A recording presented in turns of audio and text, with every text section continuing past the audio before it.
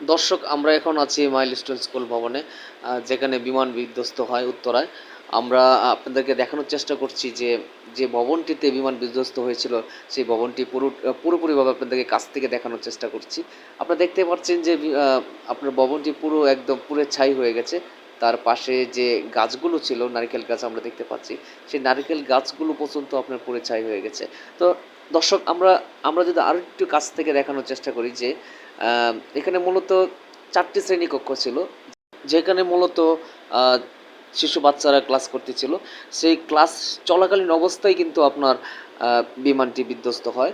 তো এখানে আসলে পাইলট যথাসাধ্য চেষ্টা করেছিল যে বিমানটি যেন মাঠে মাঠে ল্যান্ড করাতে পারে। কিন্তু সেখানে ল্যান্ড করাতে গিয়ে পরিপূর্ণভাবে ব্যর্থ হওয়ায় বিমানটি এই ক্লাস ভবনে ঢুকে যায়, এবং ঢুকে যাওয়ার সাথে সাথেই কিন্তু একদম বিকট আওয়াজ হয়ে আগুন ধরে যায়। সাথে সাথে আগুন ধরে যায়। বিমান বাহিনী, সেনাবাহিনী এবং ফায়ার সার্ভিস এসে কিন্তু পরবর্তীতে আপনার এখান থেকে উদ্ধার কাজ চালায়। আপনারা অবগত আছেন সেই বিষয়টি। আমরা দেখতে পাচ্ছি যে এখন সাধারণ মানুষের ঢল নেমে আসছে। কেউ আসছেন ঘুরতে, কেউ দেখতে আসছে।